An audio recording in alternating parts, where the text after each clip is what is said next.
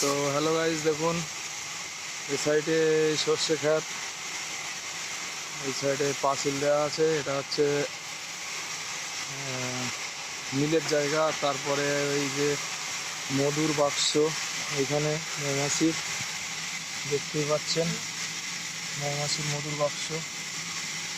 তো এবারে সব এই শস্যের মধু নেবে। দেখতে পাচ্ছেন এসব চাক ফাঁক পড়ে আছে, ঠিক আছে। এটা হচ্ছে মধুর বাক্স। তো দেখতে পাচ্ছেন এখানে হাজার হাজার বাক্স সব রেডি করা আছে।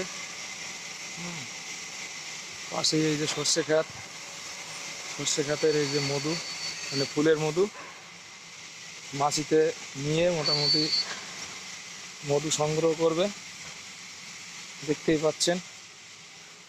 আর এই সাইডে তো সব হাজার হাজার বাক্স রেডি হচ্ছে। এই যে, ধন্যবাদ সবাইকে।